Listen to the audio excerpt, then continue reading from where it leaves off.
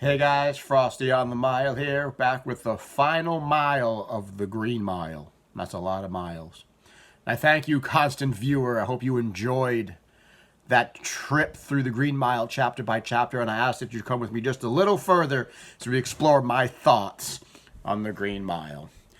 Stephen King has often been criticized for not producing good endings. Been criticized for not producing good endings so much that he actually put it in the new It, right? In chapter 2, where Bill Denbrough, as a writer, is criticized for having bad endings. And it's true. He has been criticized, I think warranted in some cases, for bad endings. The Green Mile is not one of them.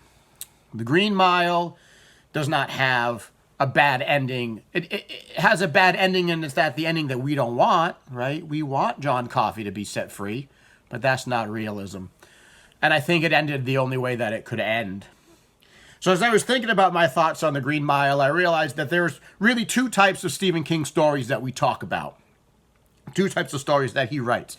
And he writes those stories, his horror novels, things that go bump in the night with the vampires and the evil clouds and the boogie oogies and the things in your closets and the creatures from the deep and from the beyond and all that. And he writes those stories. And those are good stories. And, you know, endings notwithstanding, and those are good. And that's a section of what he does. There's another section of what he does where he writes stories about terrible things that go on, but they're human stories. They're stories about human beings doing terrible things to other human beings, right? We think about stories like, The Shawshank Redemption, Stand By Me, Misery, things like that, and The Green Mile, Dolores Claiborne, things like that, Gerald's Game. These are stories about people doing terrible things to people. And I think when you ask people and you start talking to people about what's your favorite story or what's your favorite movie of Stephen King's, a lot of people really gravitate more towards the stories about human people doing bad things to other human people. And I think that's because there's a resonation there, right? A lot of people love the creepy stories, the Pet Cemeteries, the Salem's Lot, the It's. But not a lot of resonating there. When you ask people, what's your favorite movie by Stephen King? A lot of times, Stand By Me comes up. Shawshank comes up. Green Mile comes up. When you look at some of the best adaptations of films from a Stephen King novel, the ones that are really highly regarded as best adaptations of novels are Stand By Me, Green Mile, Shawshank, things like that.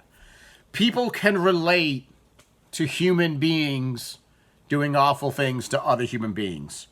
And that's really at the core of all of Stephen King's stories, right? That's the core.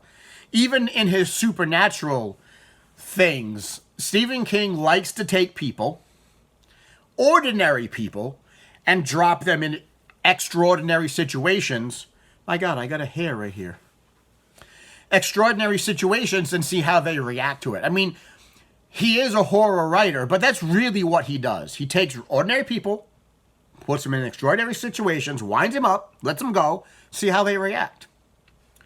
The Green Mile is a good book, and it's really well done, in a lot of ways. Stephen King's never done a chapter book type like this before. He says he never will. It was an experiment that he did, and he liked doing it. And there's pros and cons for doing it, right? And the cons, I think, for a writer is that you got to produce at a rate faster than you're used to producing, because you're writing now in serial format and people want the next edition and they want the next edition. So that was probably a little challenging for him because he's not used to writing that way.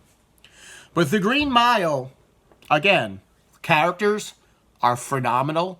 The characters that you're supposed to like, you like a lot. Characters that you're supposed to hate, you hate a lot, like Percy. And then there's characters' growth, right? And then you think one thing at the beginning of the story, and then you find out at the end of the story that John Coffey isn't the murderer, he's the healer. and how life can be unfair and how certain people can be gifted, right? We can talk about certain people being gifted with things and gifts. And are those gifts really gifts, right? Is John Coffey really living a gifted life? Is he living a cursed life? Is Paul Edgecombe living a cursed life because he was healed and he has longevity now? Or is he living a gifted life because he's got longevity and cured? Is he living a cursed life because he's outliving all of his family and friends and he is alone? The fine line between damnation and salvation, right? What is salvation? What does it mean to you? What is damnation? Is Paul damned because he's been basically sentenced to outlive everyone he knows and loves? John Coffey wasn't there when his wife died, when Paul's wife died in the bus crash. And he had that moment under the underpass where he was like, you saved the warden's wife, but you couldn't save mine. Why couldn't you save my wife? Why did you have to die? Why aren't you here? All of those emotions. And so there's a lot of things in the book that people can resonate with and can relate to.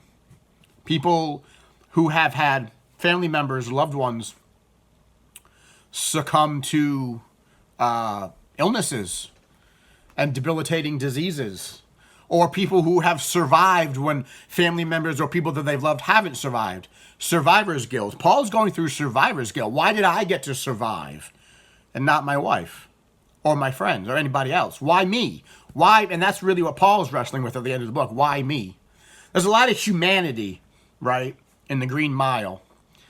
It's even shown in the way that Paul treats the prisoners.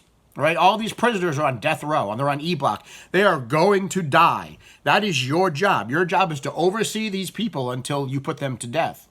But he treats them humanely, respectfully. If you do good by us, we'll do good by you. You don't cause any trouble, we don't cause you any trouble. That's why he gets so mad at Percy, because Percy uses them as a plaything. He uses them to try to exert power over them and to try to torment them because he's got small man syndrome and he wants to bully them. And Paul's like, that's not what we do. We don't bully the prisoners.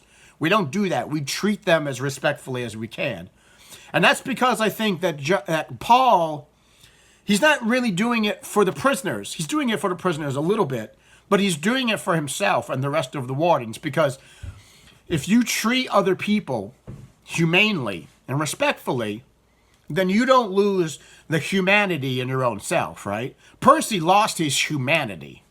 He lost his empathy. He lost what it means to be human because he's treating these people like playthings or being mean to them or beating on them or taking out aggression on them.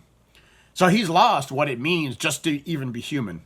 So by Paul treating those people as humanely as he can, he's trying to retain his humanity in a job, in a situation where it is easy to lose your humanity. It'd be easy to turn into a bully on the mile because these people are going to die anyway.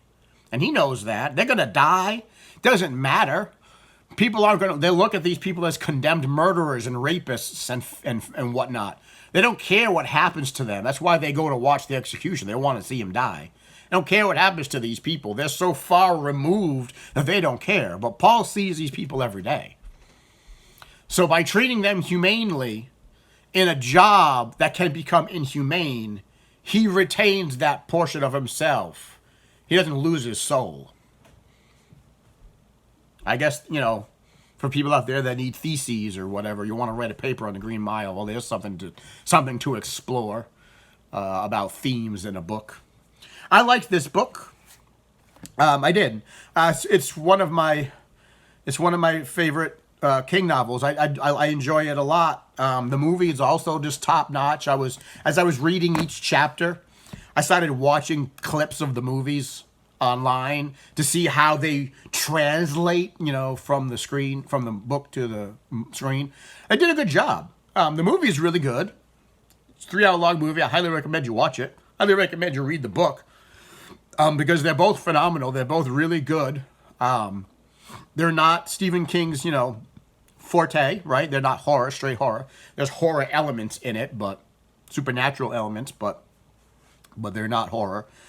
But the Green Mile is a good,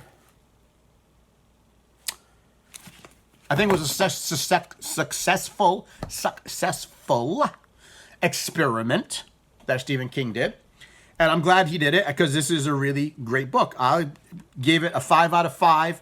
Every part gets a 5 out of 5. The whole book gets a 5 out of 5. And it'll be interesting because I've never read the complete edition, right? The edition where it's all in one. So it might be interesting for me to read it at some point to see how he melds it together, because he writes the intros, you know, in a certain way because they're serialized, but that would probably seem kind of clunky reading it in a full volume. So it'd be interesting to read this in the full volume version to find out what he changed and what he did differently. But this is definitely a 5 out of 5, knock out of the park. I would read the books. I would watch the movie. It is a great movie, a great story, and it really talks about the human condition a lot. And there's a lot of good nuggets in there, a lot of good things to read. The characters are top notch. The ending is great. It can only end, I think, that way. Really bittersweet, and you can feel the emotion from John, from Paul, from all of this stuff about what's been going on. So I highly recommend this book. 5 out of 5, all the way, all the miles. I thank you for this experiment that I did, for doing a serialized video review to follow the serialized novels. If you enjoyed it, unfortunately, there's not another version of this, right? I can't do this again. The only other serialized novel that I know of out there, and I know there'll probably be a lot of people who will give me recommendations for other serialized novels, but the only other serialized novels that I am aware of that followed this format was by John Saul, and it was the Blackstone Chronicles. I've never read those. I believe those came out in 6 parts, but he did the same thing to my knowledge, and that's the only thing that I remember coming out as in a serialized format. So, you know, this will be a one and done because there's no other that I'm interested in really to read or review, and it's the only one Stephen King ever did. So thank you for following us along the mile by mile, video by video. Hope you enjoyed it.